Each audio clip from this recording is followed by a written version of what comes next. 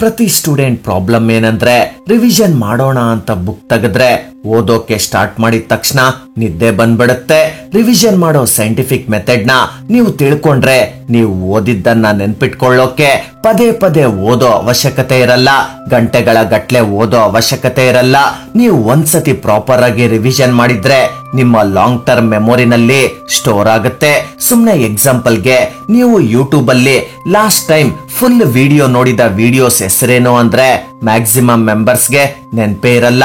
ಈ ರೀತಿ ಯಾಕಾಗುತ್ತಂದ್ರೆ ನಾವು ಯಾವುದನ್ನೇ ನೋಡಿದ್ರು ಅದು ನಮ್ಮ ಲಾಂಗ್ ಟರ್ಮ್ ಮೆಮೊರಿಗೆ ಹೋಗಲ್ಲ, ಅದು ಶಾರ್ಟ್ ಟರ್ಮ್ ಮೆಮೊರಿಗೆ ಹೋಗುತ್ತೆ. ನಾವು ಮತ್ತೆ ರಿವಿಷನ್ ಮಾಡಿದ್ರೆ ಶಾರ್ಟ್ ಟರ್ಮ್ ಮೆಮೊರಿಯಿಂದ ಲಾಂಗ್ ಟರ್ಮ್ ಮೆಮೊರಿಗೆ ಹೋಗುತ್ತೆ. ನೀವು ಒಂದ್ಸತಿ ಓದಿದ್ರೆ ಲಾಂಗ್ ಟರ್ಮ್ ಮೆಮೊರಿಯಲ್ಲಿ ಇರುತ್ತೆ ಅಂತ ನೀವು ಅಂದ್ಕೊಂಡ್ರೆ ಅದು ರಾಂಗ್. ಯಾರಿಗೂ ಕೂಡ ಒಂದೇ ಸತಿ ಓದಿದ್ರೆ ನೆನಪಿರಲ್ಲ. 100% ರಿವಿಷನ್ ಮಾಡ್ಲೇಬೇಕು. ಯಾವುದೇ ಟಾಪರ್ ಆದ್ರೂ ರಿವಿಷನ್ ಮಾಡ್ತಾರೆ, ಆದ್ರೆ ರಿವಿಷನ್ ಮಾಡೋದು ಅಷ್ಟು ಈಸಿ ಅಲ್ಲ. ಈ ರಿವಿಷನ್ ಅಲ್ಲಿ 3 ಮೇನ್ ಪ್ರಾಬ್ಲಮ್ಸ್ ಇದೆ. ನಂಬರ್ 1, ಓದೋಕೆ ಟೈಮ್ ಸಿಗ್ತಿಲ್ಲ. ಓದೋಕೆ ನಮ್ಗೆ ಟೈಮ್ ಎಲ್ಲಿದೆ? ಇನ್ನು ಕೋರ್ಸ್ ಕಂಪ್ಲೀಟ್ ಆಗ್ತಿಲ್ಲ, ನಮ್ಮ ಸಿಲೆಬಸ್ ಕಂಪ್ಲೀಟ್ ಆಗಿಲ್ಲ, ನಾನಿನ್ನು ನೋಟ್ಸ್ ಬರೆಯೋದು ಕೂಡ ಕಂಪ್ಲೀಟ್ ಆಗಿಲ್ಲ. ಆಗಿರ್ಬೇಕಾದ್ರೆ ನಮ್ಗೆ ಟೈಮ್ ಎಲ್ಲಿ ಸಿಗುತ್ತೆ? ನಂಬರ್ 2, ರಿವಿಷನ್ ಮಾಡ್ಬೇಕಾದ್ರೆ ನಿದ್ದೆ ಬರುತ್ತೆ. ರಿವಿಷನ್ ತುಂಬಾ ಬೋರಿಂಗ್ ಆಗಿರುತ್ತೆ. ರಿವಿಷನ್ ಮಾಡೋಕೆ ಸ್ಟಾರ್ಟ್ ಮಾಡಿದ ತಕ್ಷಣ ನಿದ್ದೆ ಬರ್ತಿರುತ್ತೆ. ನಂಬರ್ 3, ರಿವಿಷನ್ ಅಂದ್ರೆ ಏನು? ನೋಟ್ಸ್ ನಿಂದ ಓದ್ಬೇಕಾ, ಲೆಕ್ಚರ್ಸ್ ನಿಂದ ಓದ್ಬೇಕಾ, ರಿವಿಷನ್ ಹೇಗ್ ಮಾಡ್ಬೇಕು ಅದು ಕೂಡ ಕಡಿಮೆ ಟೈಮ್ ಅಲ್ಲಿ. ಸೊ ಈ 3 ಪ್ರಾಬ್ಲಮ್ಗೆ ಸೊಲ್ಯೂಷನ್ನೇ ಈ ವಿಡಿಯೋ. ಎಲ್ಲದಕ್ಕಿಂತ ಮುಂದೆ ನಿಮ್ಮ ಪ್ರಾಬ್ಲಮ್ ರಿವಿಷನ್ಗೆ ಟೈಮ್ ಇಲ್ಲ. ಹೌದು, ಅದು ನಿಜ. ನೋಡಿ, ಒಂದು ಎಕ್ಸಾಂಪಲ್ಗೆ ಒಬ್ಬ ಹುಡುಗ ತುಂಬಾ ದಪ್ಪ ಆಗಿದ್ದ. ಆತನ ತಾಯಿ ಆತನನ್ನ ಜಿಮ್ಗೆ ಸೇರಿಸ್ತಾರೆ. ಅಲ್ಲಿನ ಜಿಮ್ ಟ್ರೈನರ್ ಆ ಹುಡುಗನಿಗೆ 2 ಆಪ್ಷನ್ ಕೊಡ್ತಾರೆ. ಒಂದು, ಡೈಲಿ 10 ಮಿನಿಟ್ಸ್ ಜಿಮ್ ಮಾಡೋದು, ಅಥವಾ ವಾರದಲ್ಲಿ 3 ದಿನ ದಿನಕ್ಕೆ 2-3 ಗಂಟೆ ಜಿಮ್ ಮಾಡೋದು ಅಂತ. ಆ ಜಾಗದಲ್ಲಿ ನೀವಿದ್ದಿದ್ರೆ ಏನ್ ಮಾಡ್ತಿದ್ರಿ? ಸೇಮ್ ಅದನ್ನೇ ಆ ಹುಡುಗ ಚೂಸ್ ಮಾಡ್ಕೊಂಡ. ಡೈಲಿ 10 ಮಿನಿಟ್ಸ್ ಅಂತ. ಸೇಮ್ ಇದೇ ರೀತಿ ನಿನ್ನ ಹತ್ರನು 2 ಆಪ್ಷನ್ ಇದೆ. ಡೈಲಿ 10 ನಿಮಿಷ ರಿವಿಷನ್ ಮಾಡ್ತೀಯಾ, ಅಥವಾ ತಿಂಗಳಕ್ಕೆ ವಾರಕ್ಕೆ 2-3 ದಿನ ದಿನಕ್ಕೆ 2-3 ಗಂಟೆ ಓದ್ತೀಯಾ? ನೀವ್ ಅಂದ್ಕೊಳ್ಬಹುದು ಯಾರು ಓದ್ತಾರೆ ಡೈಲಿ ಅಂತ. ನಾಳೆ ಎಕ್ಸಾಮ್ ಅಂದ್ರೆ ಈ ದಿನ ರಾತ್ರಿ 2-3 ಗಂಟೆ ಓದಿ ನಾಳೆ ಎಕ್ಸಾಮ್ ಬರ್ದ್ರೆ ಆಯ್ತು ಅಂತ. ಸೆಕೆಂಡ್ ಆಪ್ಷನ್ ಬೆಸ್ಟ್ ಅಂತ ತುಂಬಾ ಸ್ಟೂಡೆಂಟ್ಸ್ ಸೆಕೆಂಡ್ ಆಪ್ಷನ್ ನ ಚೂಸ್ ಮಾಡ್ತಾರೆ, ಆದ್ರೆ ಅದು ರಾಂಗ್ ಆಪ್ಷನ್. ನೀವು ಎಕ್ಸಾಮ್ ಟೈಮ್ ಅಲ್ಲಿ ಸೆಪರೇಟ್ ಆಗಿ ರಿವಿಷನ್ ಟೈಮ್ ನ ತಗೊಳ್ಳೋ ಅವಶ್ಯಕತೆ ಇರಲ್ಲ. ಅದಕ್ಕೆ ನೀವು 2 ರೂಲ್ಸ್ ನ ನೆನ್ಪಿಟ್ಕೊಳ್ಳಿ. 1, short term revision 10 minutes rule. ಈ ರೂಲ್ ಏನ್ ಹೇಳುತ್ತಂದ್ರೆ ರಿವಿಷನ್ಗೆ ಟೈಮ್ ತಗೊಳ್ಬೇಡಿ ಅಂತ. ಪ್ರತಿದಿನ ನಿಮ್ಮ ಕ್ಲಾಸಸ್ ನಡಿಬೇಕಾದ್ರೆ, ಆನ್ಲೈನ್ ಕ್ಲಾಸಸ್ ಆಗ್ಲಿ ಆಫ್ಲೈನ್ ಕ್ಲಾಸಸ್ ಆಗ್ಲಿ, ನಿಮ್ಮ ಟೀಚರ್ ಪಾಠ ಮಾಡ್ಬೇಕಾದ್ರೆ ಕೀ ಪಾಯಿಂಟ್ಸ್ ನ, ಇಂಪಾರ್ಟೆಂಟ್ ನೋಟ್ಸ್ ನ ಬರ್ಕೊಳ್ಳಿ. ಅದು ನಿಮ್ಗೆ ಅರ್ಥ ಆಗೋ ಹಾಗೆ ಮನೆಗೆ ಬಂದ್ಮೇಲೆ 10 ನಿಮಿಷ ನೀವೇನ್ ಬರ್ಕೊಂಡಿದ್ದೀರೋ ಅದನ್ನ ರಿವಿಷನ್ ಮಾಡಿ. ಈ ರೀತಿ ಮಾಡೋದ್ರಿಂದ ರಿವಿಷನ್ಗೆ ಯಾವುದೇ ಸ್ಪೆಷಲ್ ಟೈಮ್ ಕೊಡ್ಬೇಕಾಗಿಲ್ಲ. ಅಸ್ಲಿಗೆ ಈ 10 ನಿಮಿಷದಲ್ಲಿ ಹೇಗ್ ರಿವಿಷನ್ ಮಾಡೋದು ಅಂದ್ರೆ, underline the important points. 2 types of subjects ಇರುತ್ತೆ. ಒಂದು ನ್ಯೂಮೆರಿಕಲ್ಸ್, ಫಿಸಿಕ್ಸ್, ಮ್ಯಾಥಮೆಟಿಕ್ಸ್ ರೀತಿ subjects. Second one theory, social, language ರೀತಿ ಸಬ್ಜೆಕ್ಟ್ಸ್. ಕ್ಲಾಸಸ್ ನಡಿಬೇಕಾದ್ರೆ ಬರ್ಕೊಂಡಿರೋ ನೋಟ್ಸ್ ನಲ್ಲಿ ಕೀ ಪಾಯಿಂಟ್ಸ್ ನೆಲ್ಲ ಅಂಡರ್ಲೈನ್ ಮಾಡಿ. ನೆಕ್ಸ್ಟ್ ಆಕ್ಟಿವ್ ರೀಕಾಲ್ ಆಗಿದ್ರೆ, ಆಕ್ಟಿವ್ ರೀಕಾಲ್ ಮೆಥಡ್ ಅಂದ್ರೆ ಏನು ಅಂದ್ರೆ, ನೀವು ಓದಿದ್ದನ್ನ ಬುಕ್ಸ್ ಕ್ಲೋಸ್ ಮಾಡಿ ಓದಿದ್ದನ್ನ ನೆನ್ಪ್ ಮಾಡ್ಕೊಳ್ಳಿ. ಅದನ್ನೇ ಆಕ್ಟಿವ್ ರೀಕಾಲ್ ಮೆಥಡ್ ಅಂತಾರೆ. ಇದ್ರಲ್ಲಿ ಯಾವುದು ಇಂಪಾರ್ಟೆಂಟ್, ಯಾವುದನ್ನ ಓದಿದ್ರಿ, ಯಾವುದು ಎಕ್ಸಾಮ್ಗೆ ಬರುತ್ತಲ್ವಾ, ಇದೆಲ್ಲವನ್ನ ಇಮ್ಯಾಜಿನ್ ಮಾಡ್ಕೊಳ್ಳಿ. ಈ ರೀತಿ ಮಾಡೋದ್ರಿಂದ ಏನಾಗುತ್ತಂದ್ರೆ ಶಾರ್ಟ್ ಆಗಿ ಓದಿದ ವಿಚಾರ ನಿಮ್ಮ ಲಾಂಗ್ ಟರ್ಮ್ ಮೆಮೊರಿಯಲ್ಲಿ ನೆನಪಿರುತ್ತೆ. ಶಾರ್ಟ್ ಆಗಿ 10 ಮಿನಿಟ್ಸ್ ನಲ್ಲಿ ರಿವಿಷನ್ ಮಾಡೋಕೆ ಇದು best method. Second strategy long term revision method. First one theory subjects. ನೀವು ಶಾರ್ಟ್ ಟರ್ಮ್ ಮೆಥಡ್ ನಲ್ಲಿ ಅಂಡರ್ಲೈನ್ ಮಾಡಿರೋ ಆ ಟಾಪಿಕ್ಸ್ ಗೆ ಸಂಬಂಧಿಸಿದ ಫುಲ್ ಆನ್ಸರ್ಸ್ ನ ಓದಿ. ಅದಾದ ನಂತರ sample papers or previous year question papers ನ ಪ್ರಾಕ್ಟೀಸ್ ಮಾಡಿ. ಇನ್ನು second one numerical subjects like physics, mathematics. ಇದನ್ನ ಡಿಫ್ರೆಂಟ್ ಆಗಿ ಓದ್ತೀವಿ. ಕ್ವಶನ್ ಆನ್ಸರ್ಸ್ ನ ಪ್ರಾಕ್ಟೀಸ್ ಮಾಡಿ. ಇಂಪಾರ್ಟೆಂಟ್ ಟಾಪಿಕ್ಸ್ ಏನು, ಅದರಲ್ಲಿ ಇಂಪಾರ್ಟೆಂಟ್ ಕ್ವಶನ್ಸ್ ಏನು ಅಂತ ತಿಳ್ಕೊಂಡು ಆ ಕ್ವಶನ್ಸ್ ನ ಜಾಸ್ತಿ ಪ್ರಾಕ್ಟೀಸ್ ಮಾಡಿ. ವೀಕ್ ಟಾಪಿಕ್ಸ್ ನ ಓದಿ. ನೀವು ಯಾವ ಟಾಪಿಕ್ ಅಲ್ಲಿ ವೀಕ್ ಇದೀರೋ ಆ ಟಾಪಿಕ್ ನ ಚೆನ್ನಾಗಿ ಓದಿ. ನೀವು ವೀಕ್ ಇರೋ ಯಾವ್ದಾದ್ರು ಟಾಪಿಕ್ ನ ನಿಮ್ಮ ಟೀಚರ್ಸ್ ಇಂಪಾರ್ಟೆಂಟ್ ಅಂತ ಅಂದ್ರೆ ಅದನ್ನ ಬಿಡಕ್ ಹೋಗ್ಬೇಡಿ.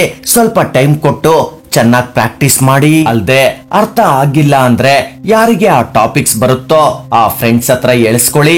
ಇನ್ನು ನಂಬರ್ 3, ರಿವಿಷನ್ ಇಸ್ ಬೋರಿಂಗ್. ಹೌದು, ರಿವಿಷನ್ ಬೋರಿಂಗ್ ಆಗಿರುತ್ತೆ. ನೀವೊಂದ್ಸತಿ ಈ ಮೆಥಡ್ಸ್ ನ ಫಾಲೋ ಮಾಡಿ. Make A dead line. ನೋಡಿ, ಎಕ್ಸಾಮ್ ಹಿಂದಿನ ದಿನ ನಿದ್ದೆ ಮಾಡ್ದಿರಾ ರಾತ್ರಿ ಪೂರ್ತಿ ಓದೋಣ ಅಂದ್ರೆ ನಿಮ್ಮ ಮೈಂಡ್ ಒಪ್ಪಲ್ಲ. ಅದಕ್ಕೆ ಪ್ರತಿದಿನ ಒಂದು ಡೆಡ್ ಲೈನ್ ಹಾಕೊಳ್ಳಿ. ಈ ದಿನ ಒಂದು ಚಾಪ್ಟರ್ ನ ಪೂರ್ತಿ ಕಂಪ್ಲೀಟ್ ಮಾಡ್ತೀನಿ. 1 ಗಂಟೆ ಅಂಡರ್ಲೈನ್ ಮಾಡಿರೋ ಕೀ ಪಾಯಿಂಟ್ಸ್ ನ ಓದಿ. ಇನ್ನು ರಫ್ ನೋಟ್ ಬುಕ್. ಓದೋದು ಅಂದ್ರೆ ಬೆಡ್ ಮೇಲೆ, ಸೋಫಾ ಮೇಲೆ ಸುಮ್ನೆ ಕುತ್ಕೊಂಡು ಮಲ್ಕೊಂಡು ಓದೋದಲ್ಲ. ಒಂದು ರಫ್ ಬುಕ್ ತಗೊಂಡು ಓದ್ಬೇಕಾದ್ರೆ ನೀವು ಓದಿದ್ದನ್ನ ರಫ್ ಆಗಿ ಆ ಬುಕ್ ಅಲ್ಲಿ ಬರೀರಿ. ಬರಿಬೇಕಾದ್ರೆ ನಿದ್ದೆ ಕಡಿಮೆ ಬರುತ್ತೆ. ಅಲ್ದೆ ಬರೆಯೋದ್ರಿಂದ ನಿಮ್ಮ ಕಾನ್ಸಂಟ್ರೇಷನ್ ಕೂಡ ಇಂಪ್ರೂವ್ ಆಗುತ್ತೆ. ಈ ಸೈಂಟಿಫಿಕ್ ಮೆಥಡ್ಸ್ ನ ಅಪ್ಲೈ ಮಾಡಿ ಓದಿ. ಡಿಫರೆನ್ಸ್ ನಿಮ್ಗೆ ಗೊತ್ತಾಗುತ್ತೆ. ನಿಮ್ಮ ರಿಸಲ್ಟ್ಸ್ ನ ನೀವು ಖಂಡಿತ ಅಚೀವ್ ಮಾಡ್ತೀರಾ. ತುಂಬಾ ಸತಿ ಅನ್ಸುತ್ತೆ ನಿಲ್ಸೋಣ ಈ ಓದನ್ನ ಅಂತ. ಆಗ ನೆನ್ಪಾಗುತ್ತೆ ತುಂಬಾ ಜನಕ್ಕೆ ತಪ್ಪು ಅಂತ ಪ್ರೂವ್ ಮಾಡೋದಿದೆ. ನನ್ನ ಕತೆ ನನಗ್ ಮಾತ್ರ ಗೊತ್ತು, ಯಾವ ಪರಿಸ್ಥಿತಿಯಲ್ಲಿ ಓದ್ತಿದ್ದೀನಿ ಅಂತ. ಚಿಕ್ಕ ವಯಸ್ಸಲ್ಲಿ ನಿದ್ದೆ ಚೆನ್ನಾಗ್ ಬರ್ತಿತ್ತು, ಆದ್ರೆ ಈಗ ಕರಿಯರ್ ನ ಟೆನ್ಷನ್ ನಲ್ಲೇ ದಿನ ಪೂರ್ತಿ ಆಗೋಗ್ತಿದೆ. ಓದು ಸಾಕಾಯ್ತು ಅಂತ ಅಂದಾಗ ಒಂದನ್ನ ನೆನ್ಪಿಟ್ಕೋ, ದಮ್ ಇಲ್ಲ ಅಂದ್ರೆ ಯಾಕೆ ನೀನು ಇಂತಹ ದೊಡ್ಡ ಕನಸನ್ನ ಕಂಡೆ ಅಂತ. ಕಷ್ಟ ಈ ಜೀವನದ ಒಂದು ಭಾಗ. ಆ ಕಷ್ಟಕ್ಕೆ ಎದುರುಕೊಂಡು ಓದನ್ನ ನಿಲ್ಸಿದ್ರೆ ಹೇಗೆ ಈ ಜಗತ್ತು ಹೇಳ್ಬಹುದು ನೀನಿನ್ನು ಗೆದ್ದಿಲ್ಲ ಅಂತ. ಆದ್ರೆ ಅವ್ರಿಗೆ ಗೊತ್ತಿಲ್ಲ ನೀನಿನ್ನು ಸೋಲನ್ನ ಒಪ್ಪಿಲ್ಲ ಅಂತ. ಆ ಸೋಲು ಗೆಲುವನ್ನ ಮುಂದೆ ಟೈಮೇ ಡಿಸೈಡ್ ಮಾಡುತ್ತೆ. ಪುಸ್ತಕದೊಂದಿಗೆ ಆರಂಭವಾಗಿರೋ ಈ ಓಟವನ್ನ ಸಕ್ಸಸ್ ಆದ್ಮೇಲೆನೆ ನಿಲ್ಸೋದು.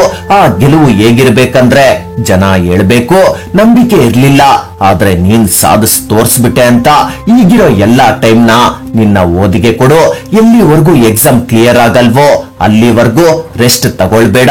ಈ ಪ್ರಪಂಚ ರಿಸಲ್ಟ್ ನ ನೋಡುತ್ತೆ ಹೊರ್ತು ಪ್ರಯತ್ನವನ್ನ ಅಲ್ಲ. ನೀನ್ ಗೆಲ್ಲೋವರೆಗೂ ನಿನ್ನ ಪ್ರಯತ್ನಕ್ಕೆ ಬೆಲೆ ಇಲ್ಲ. ಈ ಲೈಫ್, ಈ ಎಕ್ಸಾಮ್ ನಿನ್ಗೆ ಇನ್ನೊಂದು ಅವಕಾಶ ಕೊಟ್ಟಿದೆ. ಈ ಅವಕಾಶವನ್ನ ಹೇಗ್ ಬಳಸ್ಕೊಳ್ಬೇಕು ಅಂದ್ರೆ ಪ್ರತಿಯೊಬ್ಬರಿಗೂ ಅನ್ನಿಸ್ಬೇಕು ನಿನ್ನ ಸೋಲು ನಿಶ್ಚಯ ಅಂತ. ಆದ್ರೆ ನೀನ್ ಗೆದ್ದು ತೋರ್ಸು. ಸರಿಯಾದ ಟೈಮಲ್ಲಿ ಸರಿಯಾದ ಜವಾಬ್ದಾರಿ ತಗೋ. ಅಪ್ಪ ಹೇಳಿರಬಹುದೇನೋ ನಾನ್ ಲೈಫ್ ಆದಂಗೆ ನಿನ್ ಲೈಫ್ ಆಗ್ಬಾರ್ದು ಅಂತ. ಈಗಿರ್ಬೇಕಾದ್ರೆ ಹೇಗೆ ಓದ್ದೆ ಸೋಂಬೇರಿತನದಲ್ಲಿ ಇರ್ತೀಯ. ಇವತ್ ನೀನ್ ಕಂಡಿರೋ ಒಂದು ಕನಸಿಗೆ 1000 ಅಡ್ಗಾಲ್ ಬರುತ್ತೆ. ಆದ್ರೆ ಮನಸ್ಸಲ್ಲಿ ಗುರಿ ಇದ್ದಾಗ ಕೇವಲ ಅದ್ರ ಬಗ್ಗೆ ಮಾತ್ರ ಯೋಚನೆ ಇರುತ್ತೆ. ಸಾಯೋದಿದ್ದೇ ಇರುತ್ತೆ ಒಂದಿನ, ಆದ್ರೆ ಅದಕ್ಕಿಂತ ಮುಂಚೆ ಸಾಧಿಸಲೇಬೇಕು ಒಂದಿನ. ಆಕಾಶದಷ್ಟು ನಿರೀಕ್ಷೆಗಳು ನಿನ್ ಮೇಲಿದೆ, ಅದಕ್ಕೆ ದಾರಿಯನ್ನ ನೀನೇ ಹುಡುಕೊಳ್ಬೇಕು. ನೀನ್ ಓದ್ತೀಯ, ಆದ್ರೆ 2 ದಿನ ಓದ್ತೀಯ, 4 ದಿನ ಓದಲ್ಲ ಅಂದ್ರೆ ಆಗಲ್ಲ. ಈ ಓದೋ ಕನ್ಸಿಸ್ಟೆನ್ಸಿ ನಿನ್ನಲ್ಲಿ ಇರ್ಲೇಬೇಕು.